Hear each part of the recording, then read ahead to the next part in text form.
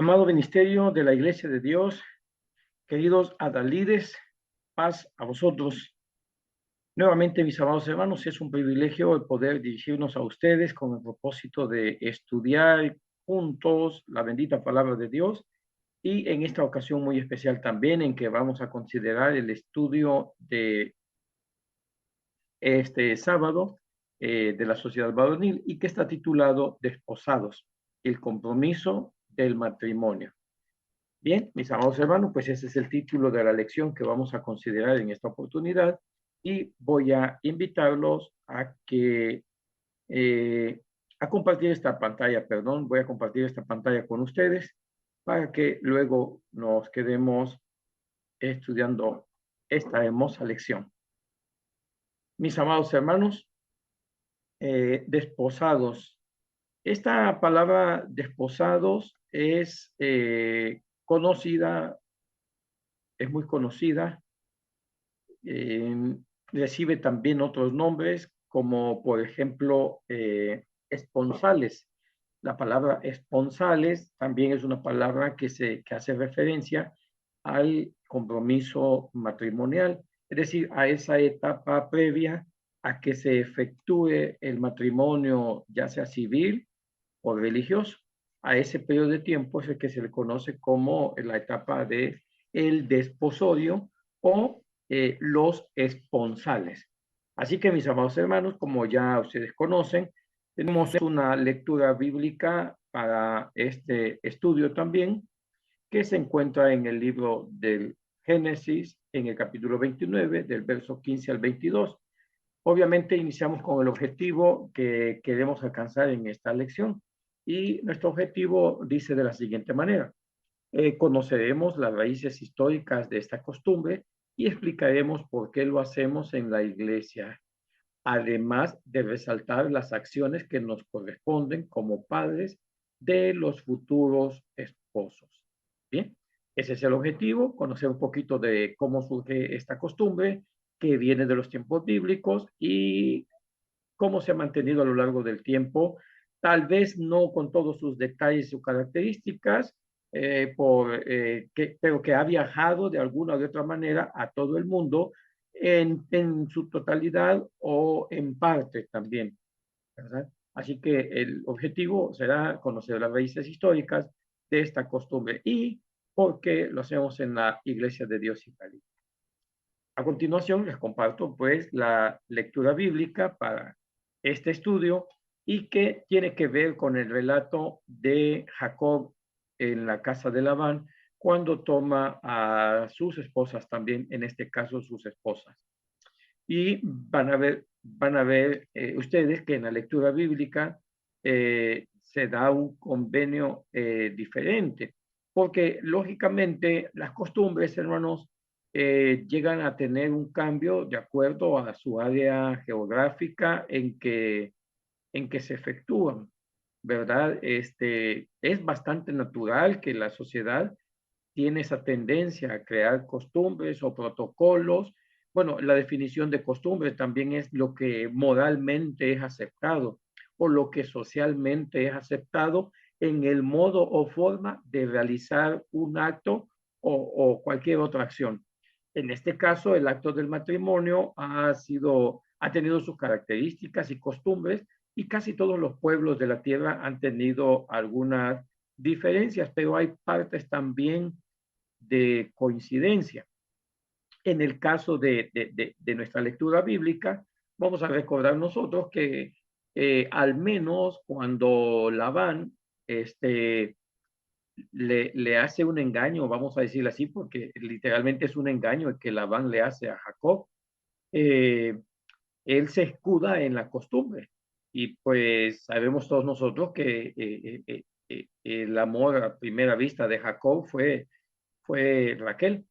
Sin embargo, llegada la noche de bodas, pues como recordaremos, Labán le hace un cambio y le entrega a su hija mayor. Y la justificación es que no era la costumbre que la mayor, perdón, que la menor se casara antes que la hermana mayor.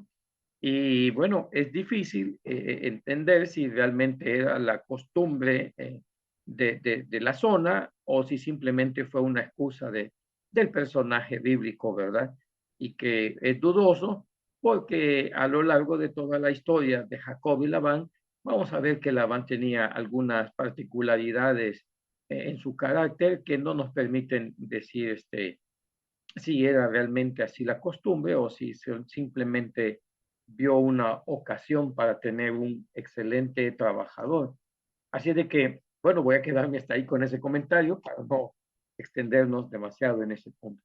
Y, pero la otra costumbre que vemos es que en el caso de Jacob, como él probablemente no tenía para la dote, bueno, de hecho no la tenía, recordemos nosotros que él iba huyendo, porque la dote era otra de las costumbres que se tenía en aquella época también, es decir, la dote consistía en un recurso económico, en una cierta cantidad de oro, de plata o del dinero de circulación de la época hacia el padre que según los comentarios, y lo pueden consultar también en algún diccionario bíblico, van a ver ustedes que el objetivo de la dote era también servir como un apoyo en caso de que la mujer llegase a quedar viuda, pues el padre guardaba esa dote, podía utilizarla, podía comercializar con ella, podía multiplicarla. Y si en algún momento su hija se quedaba viuda, pues le devolvía la dote a la hija, a la viuda, para que con eso tuviera su sostén. Era muy importante esa costumbre también. En el caso de Jacob, es evidente que él no tenía para pagar la dote a Labán y por esa razón trabaja 7 años por Raquel. Pero en total se le hacen 14 años, ¿no? Y luego vemos que se le suman otros 7 años o 6 años aproximadamente ya para obtener su ganado y todo lo demás que logró alcanzar Jacob. Así que podemos ver que otra de las costumbres era eso, ¿no? Que la dote y que en el caso de Jacob no fue en plata o en oro, sino que fue a través de su trabajo también que pagó esa dote. Entonces, eso es lo que podemos mencionar, pero sí vale la pena ver que en esta lectura vemos algunos modelos o ejemplos de las costumbres respecto al matrimonio también. En el capítulo 24 del Génesis, vamos a ver también que hay otras costumbres, ¿verdad? Y que algunas de ellas se siguen manteniendo en el tiempo, como por ejemplo ven ustedes que el padre del novio, en este caso, delegó a su criado para que fuera a buscar esposa, pero también llevaba zarcillos, joyas, etcétera. Llevaba, digámoslo así, una especie de dote también y obsequios para la familia, la mamá de los familiares, perdón, de la novia. Así que esas costumbres de alguna manera todavía se mantienen, quizás con algunos leves cambios. Vemos la importancia que esto tiene porque el matrimonio es una de las primeras instituciones también de la palabra de Dios. Recientemente hemos estado estudiando acerca de las instituciones, pero yo creo que particularmente la primera institución bíblica que encontramos, los mandamientos de Dios, es el tema del matrimonio. Lo vemos en el capítulo 1 del Génesis, ¿no? Dios los casa, le da la bendición y a través de ese acto los está casando. Luego en el capítulo 2 del Génesis vemos nosotros que Dios ordena también dejar casa, padre, y todo eso para unirse a su mujer. Pero bueno, eso indudablemente lo vamos a ver en más detalle en los próximos estudios. Hoy solamente quiero quedarme con la idea de que el matrimonio es de suma importancia porque es una institución también divina. El diseño lo hizo Dios. El matrimonio no fue un invento humano, fue un invento divino. Dios lo diseñó de esa manera. Y perdón por la palabra invento. Cuando digo invento, también eso a veces tiene un sentido negativo en algunas culturas. Cuando me refiero a esa palabra, quiero decir que Dios lo diseñó. Él fue el que tuvo la idea de que el hombre debía de tener su compañera y casarse. No nada más los juntó, sino que hizo una ceremonia, vamos a llamarle así, hizo una ceremonia porque se la presentó a Adán y Adán la reconoció como parte de su cuerpo, pero también Dios los bendice, les dice, creced, multiplicad, henchid la tierra, los autoriza. Así es de que vemos que es importante el matrimonio y todo lo que acontece en derredor a él. Y parte de lo que acontece en derredor a él, pues lógicamente es esta parte de los esponsales o desposados o el compromiso del matrimonio. Bien, vamos a continuar, hermanos, porque el tiempo avanza rápidamente también.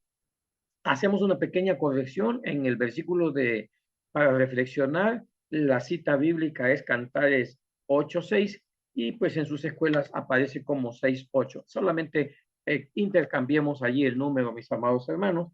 Ese fue un pequeño detalle que se pasó por aquí. Pero en el capítulo 8 ustedes van a encontrar el versículo para reflexionar que nos dice, ponme como un sello sobre tu corazón, como una marca sobre tu brazo, porque fuerte es como la muerte, el amor, duro como el sepulcro, sus brasas de fuego, fuerte llama. Bueno, algunas versiones lo dicen que es como un fuego divino, dice. Pero creo que el sentido de llamarle como un fuego divino se refiere a que esta atracción que en determinada etapa de la vida los varones y las mujeres también sienten hacia el sexo opuesto es un impulso natural que fue diseñado por nuestro mismo Dios y vale la pena que nos detengamos un momento en eso. Si no tuviéramos ese impulso, es decir, esa atracción, en el caso de los varones hacia el sexo femenino y en el caso de las hermanas hacia el sexo masculino, si no tuviéramos esa atracción, ese despertar, pues eso que nadie se casaría. Así que es una emoción, es un sentimiento que está en nosotros y que se va desarrollando en nosotros a medida que vamos creciendo y madurando físicamente, ¿no? Ese despertar, esa atracción nace en nosotros y comenzamos a percibir al sexo opuesto de una manera distinta. Eso es clave. Así que con respecto al verso de memoria, pues el amor es puede empezar como esa atracción, pero el amor, el apóstol Pablo nos lo describe, que tiene un sinfín de elementos importantes también. Por supuesto que el amor en el matrimonio lleva este componente de la atracción sexual, que no hay nada de malo en ella, no es pecaminosa, porque a veces todavía se sigue teniendo el concepto como que el pecado de la primera pareja fue la relación sexual. Y bíblicamente hablando, nosotros que pertenecemos a la iglesia israelita, sabemos que eso no es así. Desde el principio, cuando Dios los junta, les da la autorización para que tengan relaciones sexuales y para que puedan crecer, multiplicarse y henchir toda la tierra, ¿verdad? Así es de que no, el pecado de la primera pareja fue contra los 10 mandamientos y fue contra el 10.º mandamiento, si queremos ser más específicos también. No tiene nada que ver la parte sexual. Como ya les decía hace un momento, es el despertar sexual, es importante, es parte del desarrollo humano y sin ese despertar sexual, sin esa atracción hacia el sexo opuesto, no se llevaría a cabo el matrimonio, porque pues no sentiríamos esta necesidad y esta, que no es solamente la atracción sexual, sino el deseo de estar unido a alguien, de no estar solitarios. Bueno, muchos más elementos. Pero como les decía, los detalles puntualmente del matrimonio los veremos en otro estudio. Lo que quiero concluir aquí es que esa atracción o ese amor, el sabio Salomón lo comparaba, dice, como brasas encendidas, como brasas de fuego, hay un ardor implícito ahí también. Y al llamarle una fuerte llama, les decía, en algunas versiones aparece como una llama divina, pues se entiende que es porque es una de las emociones, de las tantas emociones que Dios puso en nuestro cuerpo, ¿verdad?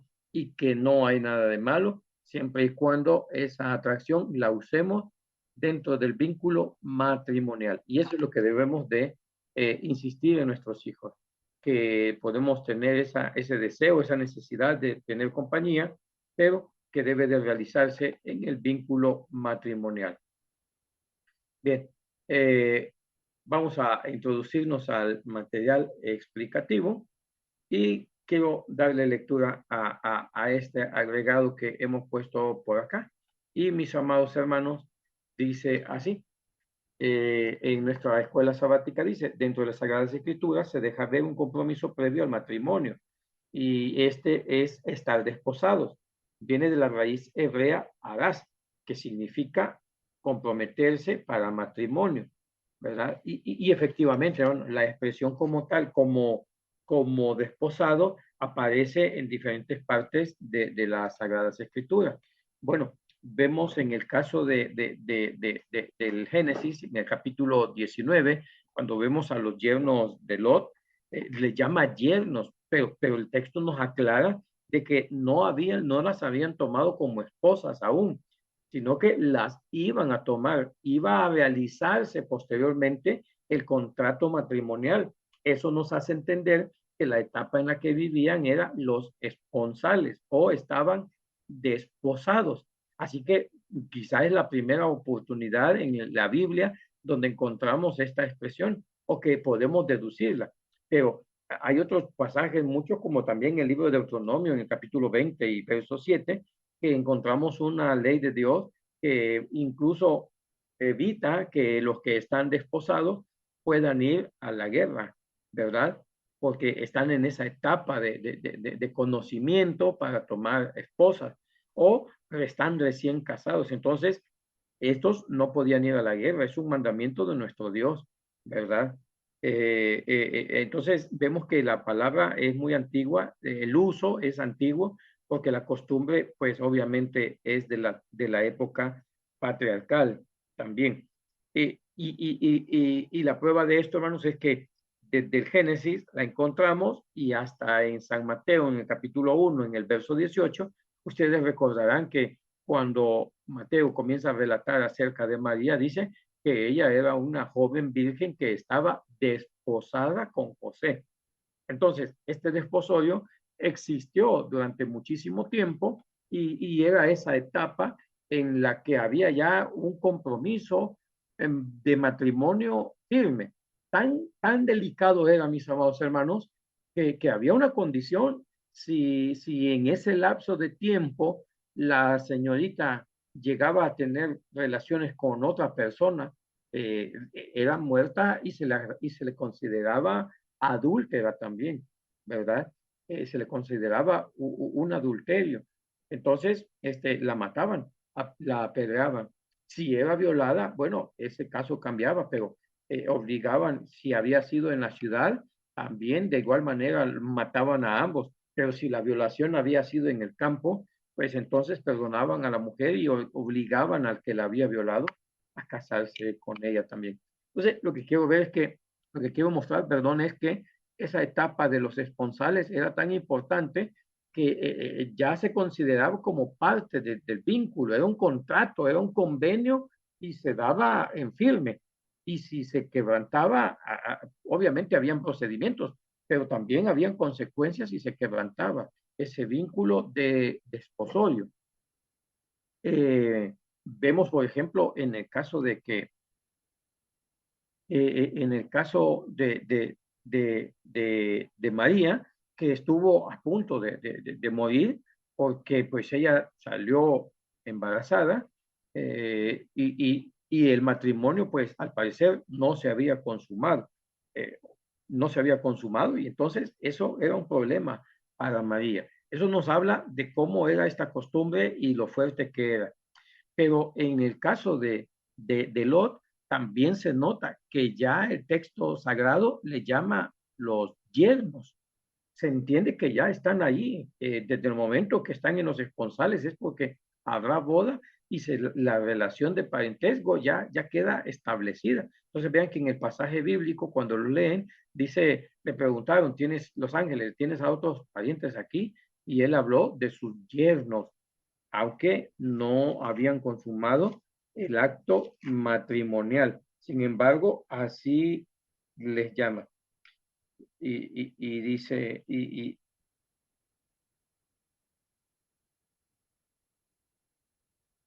dice el pasaje, y dijeron los varones a Lot, ¿tienes aquí alguno más? yernos y tus hijos y tus hijas. Entonces ven que se le da esa connotación también.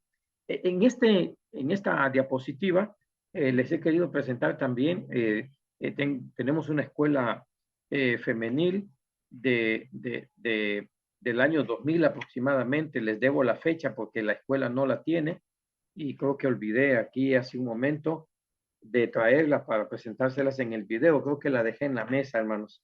Pero es una escuela femenil que fue editada hace muchos años también y en eso nos habla de este evento también y dice, los esponsales son la promesa de matrimonio que se hace entre hombre y mujer, que según los etnógrafos en Israel, los familiares del novio y la novia se reunían con algunos que servían de testigos, eran parientes normalmente, y entonces el novio tomaba un anillo o un objeto de valor y o un documento simplemente en el que se comprometía a casarse con ella. Y era en ese momento cuando él decía estas palabras.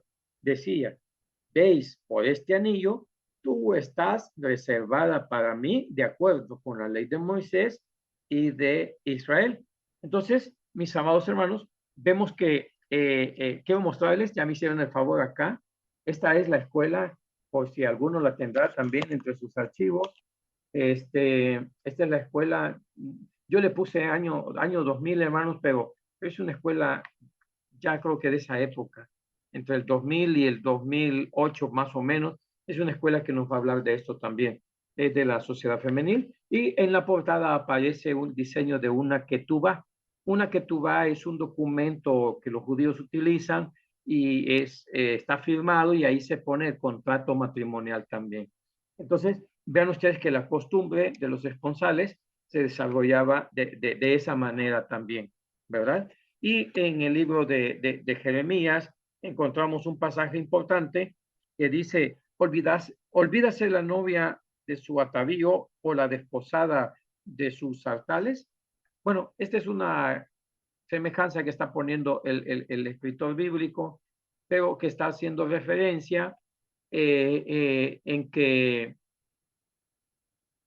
el pueblo de Israel pues había abandonado a Dios. Pero lo que rescatamos de ese pasaje, ¿no?, son varios elementos también y vale la pena destacarlos, porque dice que acerca del tiempo que duraba el compromiso o los esponsales, no tenemos en la Biblia un tiempo preciso, pero se cree que podía ser un año, basado en lo que nos dice Mateo 1:18 y Deuteronomio 27, mis amados hermanos, porque vemos en el caso de Jesús, que estaba, perdón, de María y José, que estaban desposados, y justamente en esa etapa María sale embarazada del pequeño, de nuestro Señor Jesucristo. Y entonces, eh, pues obviamente ese era el lapso de tiempo, ¿no? Que para un embarazo también, ¿no? Dice en capítulo 27 de Deuteronomio. Y quien se ha desposado con mujer y no la ha tomado, vaya y vuelva hacia su casa, porque quizás muera en la batalla y alguno otro la tome también. Entonces vemos que había una consideración. Normalmente se considera que podía durar un año. Esto lo dicen los etnógrafos. Los etnógrafos son esas personas que se dedican a investigar la cultura y tradiciones de los pueblos antiguos también. La imagen que les presento, van a ver ustedes que esa es una imagen tomada de esculturas romanas, pero van a ver ustedes que en Roma sucedía algo muy parecido. Ustedes pueden ver que ahí atrás hay una especie de testigos y está el hombre justamente tomando la mano de la prometida también. De hecho, en Roma pues había una costumbre, según el Código Civil romano también, y que se le llamaba así, manus, de latín manus, y que se refiere o que significa básicamente compromiso o pacto. Lógicamente en Roma, en la Roma, el Imperio Romano, habían tres, ¿cómo decirles? Tres categorías para ese tipo para llevar a cabo un matrimonio. Estaba lo que se le llamaba el usus en latín, y que más bien era como una especie de concubinato.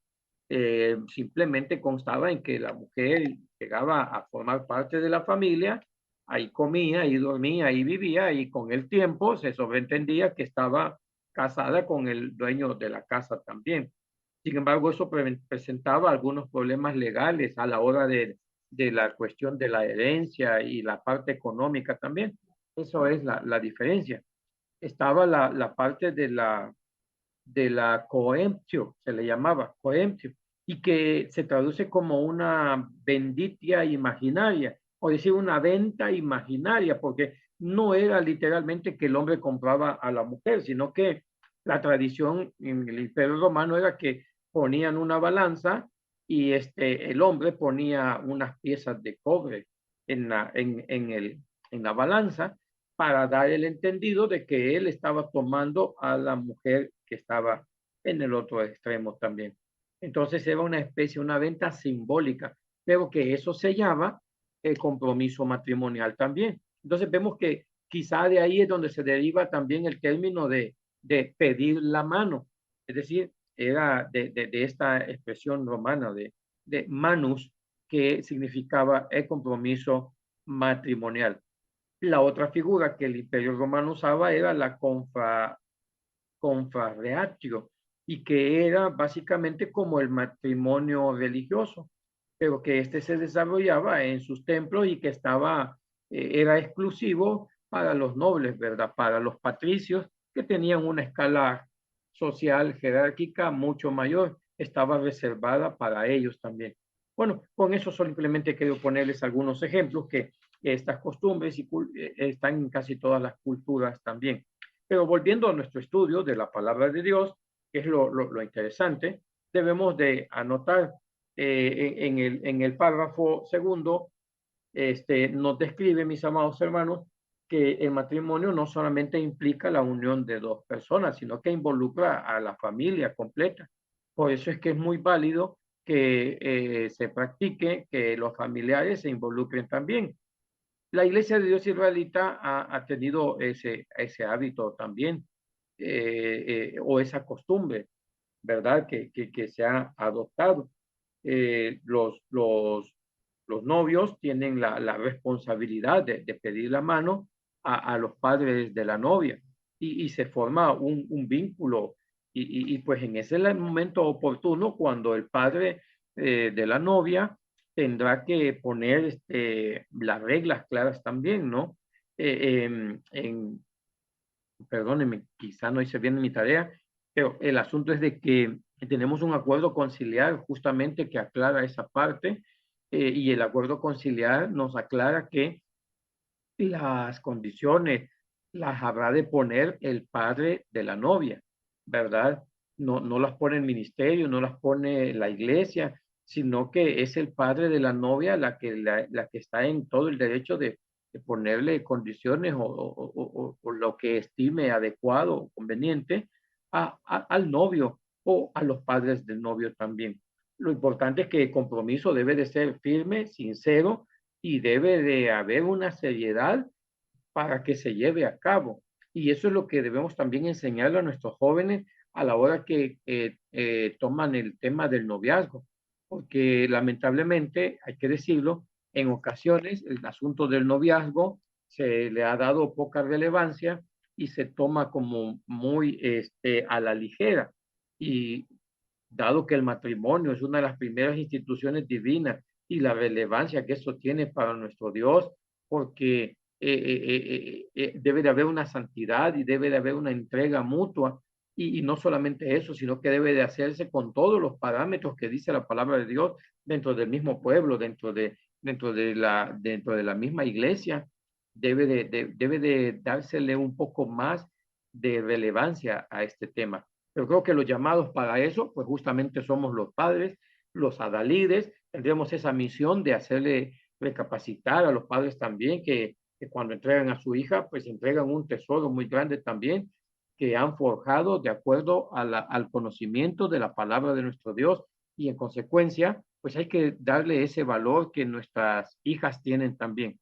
De la misma manera, los que somos padres de varones, educarlos de manera que respeten a sus parejas, a sus novias, y que el hecho de que haya un compromiso, no podemos tomar una delantera bueno, perdón, en entrar en un vínculo, en unas relaciones extramaritales. Eso, justamente, que no vayan a haber relaciones extramaritales, ¿verdad? Porque eso está reservado para más adelante también. Pero sí debe de cumplirse con el compromiso de hacerlo público y de dar el rostro. Bueno, más adelante vamos a ver algo que nuestro hermano ministro Joel Alejo nos propone también en este estudio, pero quiero presentarles en esta diapositiva eh, cuando, como el matrimonio involucra a toda la familia, entonces es adecuado que nosotros vayamos a la casa de la novia y pidamos la mano. Una de las costumbres que la Iglesia de Dios israelita ha tenido durante mucho tiempo es solicitar el apoyo de un ministro. Quiero decirles que acá donde estamos en Centroamérica, la costumbre en El Salvador ha sido que sí, que o es un ministro o un miembro del ministerio, y aplica principalmente en aquellos casos donde el novio requiere o solicita ese apoyo, pero si puede hacerlo con su padre, perfectamente lo hace. Pero parte de las costumbres de la iglesia es que un ministro o alguien del ministerio acompañe a esa solicitud para que se le dé la formalidad requerida también. Y eso es de por sí un indicativo de que la boda va a llegar en su momento oportuno también, que pueda ser un año o un poco más de un año, pero los novios quedan ya comprometidos en que deben darle seriedad a esta relación que van a iniciar también. Eh, Adicionalmente, habrá que planear otros detalles, porque cuando se pide la mano es importante planear todo lo relacionado a la ceremonia del matrimonio civil y religiosa también. Entonces, como podrán ver, en la boda civil hay que prepararse con muchos elementos también. Por ejemplo, el notario, la municipalidad o alcaldía a la que nos corresponde realizar nuestro acto matrimonial, y si nos van a pedir documentos como nuestras actas de nacimiento, bueno, no especifico porque sé que como iglesia estamos en diferentes estados y países y las costumbres van a variar, pero en nuestro caso en Centroamérica, en El Salvador, habrán de solicitarle actas de matrimonio, que en algunos lugares le van a solicitar una constancia de soltería y sus documentos de identidad personal, sus registros de Hacienda también, todos esos son documentos que tendrá que tener a la mano. En Estados Unidos, por ejemplo, también se solicita una licencia para casarse, ¿no? Desconozco cuál es el procedimiento para adquirirla, pero pues el punto es que habrá elementos que se tienen que preparar para que no nos tome desprevenido al momento de realizar la boda. En algunos casos se solicita tipeo de sangre y esto no es una prueba de embarazo, no, el tipeo de sangre en algunas ocasiones se solicita para ver la compatibilidad de ambos, porque a veces suele suceder que hay una dificultad y pues eso puede ser un motivo de futuros abortos también. Así es que en algunas culturas, en algunos países, es obligatorio también presentar tipeos de sangre. ¿Y por qué no? En algunos casos, y eso es desde mi punto de vista personal, siempre he sugerido que se haga una consulta ginecológica. ¿Por qué razón la consulta ginecológica? Si no están embarazados, bueno, la consulta ginecológica es porque habrá algunos detalles que los habrá de explicar de mejor manera alguien profesional de la medicina, en este caso de la ginecología también, ¿verdad?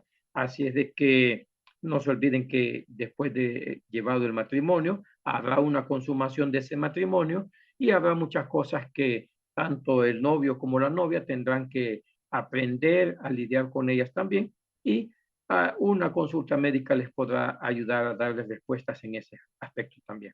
Si hablamos de la boda religiosa, pues obviamente, como dice nuestro párrafo 3, tenemos que estar al pendiente de la fecha adecuada, cuándo se va a poner esa fecha. Normalmente, hermano, y esto en mi calidad de ministro, yo siempre les digo a los novios, la fecha la pone la novia. no el papá. A veces los papás queremos que se casen en el día en que yo me casé también. No, no, no, no, no. Con el mayor de los respetos, hermanos, y con todo amor en Cristo, se los digo, eso no es así. La fecha de la boda la pone, religiosa, la pone la novia. No hay más, ¿verdad? No se dice más. Y creo que entendemos por qué. Porque solamente ella sabe el tiempo en el que va a poder entrar a la casa de oración. Así que en ese punto, mis amados hermanos, no requiere mayor explicación. La fecha de la boda religiosa la pone la novia, ¿verdad? No más.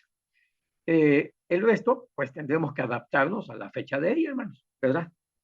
Luego también hay que hacer la solicitud de la casa de oración. Si no hay ministro en la casa de oración en donde nosotros estamos, ver lo pertinente también, ¿no? Notificar al ministerio del compromiso matrimonial y de las fechas que estamos tratando de buscar. Y el ministro que oficiará, a qué ministro se busca para que lleve a cabo esa boda. Y como nos dice el material explicativo, desde el concilio del 2018 se acordó que los matrimonios deben de recibir charlas prematrimoniales y ya tenemos un material disponible para eso. Eso fue publicado por el grupo de los 12 ministros que ya nos proveyeron de ese material y todos los ministros creo que lo tenemos en posesión también.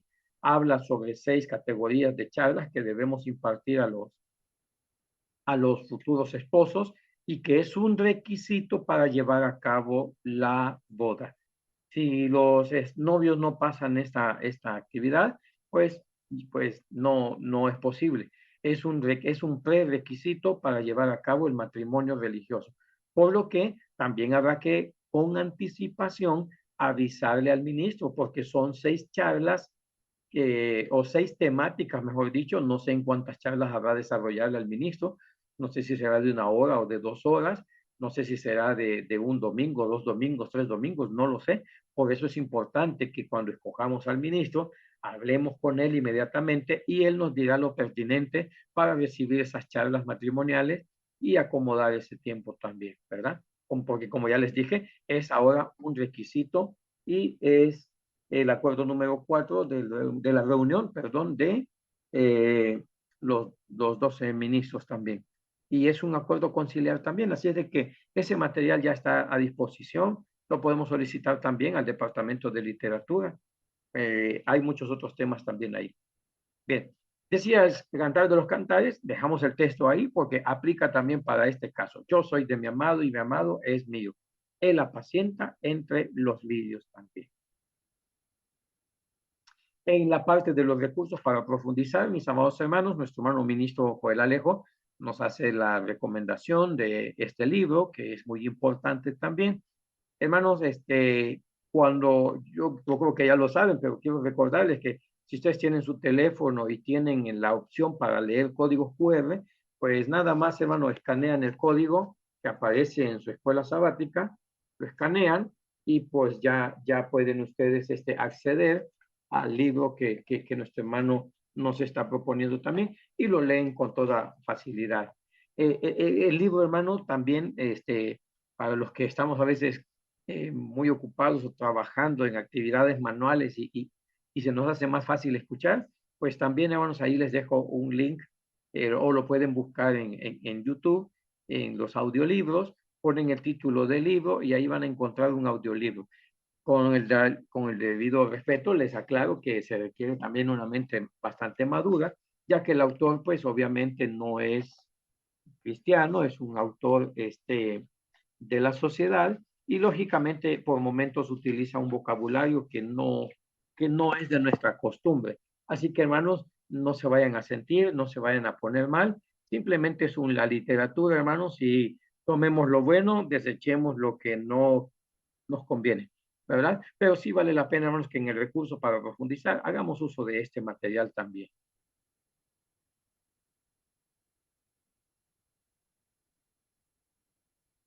Bien, en el tema, en la parte de la reflexión y el análisis, se nos dice, investiga sobre las ceremonias de solicitud de mano de la novia en otras culturas y les damos 3 ejemplos y les pedimos ahora que ustedes también investiguen otros 3 ejemplos. Ponemos nosotros en Francia y dice, cuando la novia da el sí, el novio tiene que recibir todavía la aprobación de su suegro o de su futuro suegro. Y solo cuando el suegro ha dado su bendición, entonces ya juntos pueden ir a comprar el anillo que la novia lo va a dar a conocer en cuando tengan una reunión de familiares y amigos, en una cena, en un almuerzo. Allí la novia va a mostrar su anillo y va a dar a conocer que está comprometida para matrimonio también. Esa es la costumbre en esa sociedad. Luego tenemos el de Escocia. Se dice que el novio debía de realizar tareas o superar una serie de obstáculos y pruebas que el padre de la novia dispone para poder casarse con su hija. Se llaman Spearing o Beuking. No sé si la pronunciación es correcta, pero así se escribe. Eso, mis amados hermanos, pues habrá que investigarlo todavía mucho más. Yo que recuerde, solo he visto una película, no recuerdo el título en este momento, si es el amigo del novio o el amigo de la novia, no recuerdo bien, pero sí he visto una costumbre en Escocia en donde el padre pone algunos retos físicos o morales para considerar si el novio es digno de tomar a su hija. Pero en el libro que vamos a escuchar o que vamos a leer, nos da cosas muy interesantes, son muy importantes y que vale la pena, ¿no? Yo de veras les insisto, escuchemos el libro o leámoslo y los que somos padres sabemos que es valioso cuando entreguemos a nuestros hijos en el altar. Así que vale la pena, hermanos, que lo consideren.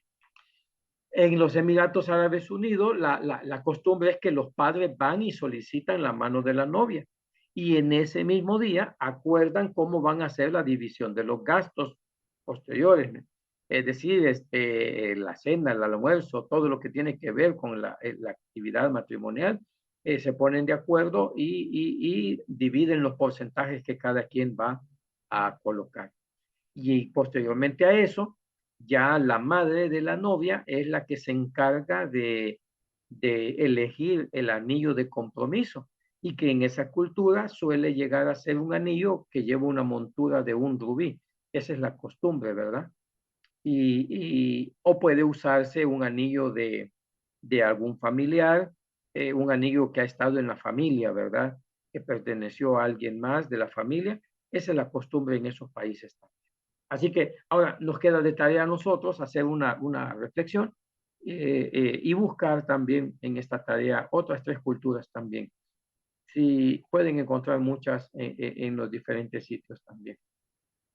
En el libro del Génesis, también como parte de nuestra responsabilidad o nuestra tarea, nos pide que en la lectura del Génesis capítulo 24 se mencionan algunas responsabilidades del novio hacia su futura esposa. Y aquí nos pide que escribamos si aún las que se conservan aún en la actualidad y que deben de conocer nuestros hijos para que cuando les toque utilizarlas, pues lo hagan también. Por eso decía el proverbista, instruye al niño en su carrera y cuando fuere viejo no se apartará de ellas también. Algunas ya se las mencioné al principio de este video, así que les invito a que busquen en el pasaje bíblico estas actividades que se mantienen hasta el día de hoy. Mis amados hermanos, démosle relevancia a esta parte del compromiso matrimonial, sigamos manteniendo esta muy buena costumbre también, que es el momento en que como padres y como novios vamos a dar la cara también. Perdón, si oye grosero tal vez, pero eso es, hermano, que nosotros como novios demos la cara, demos nuestra palabra y veamos que aquello no es un juego de niños o de adolescentes, sino que he pensado bien las cosas y estoy capaz, estoy en la capacidad de honrar mi palabra. Así que mantengamos viva, hermano, esta costumbre y como ministerio también involucrémonos y padres involucren al ministerio, invítennos para que hagamos firme esta costumbre también y le demos seriedad a este compromiso y la relevancia que merece el acto matrimonial también y que inicia desde este tiempo, los esponsales o el compromiso matrimonial también. Mis amados hermanos, siempre es un placer, siempre es un gusto. Perdonen que esta vez me excedí un poco más en el tiempo. Confío en que el Espíritu Santo de nuestro Dios les dará siempre las herramientas que necesitan para instruir a su pueblo. Que el Señor les bendiga. Un abrazo a la distancia y paz a vosotros, mis amados hermanos. Que el Señor los bendiga a todos.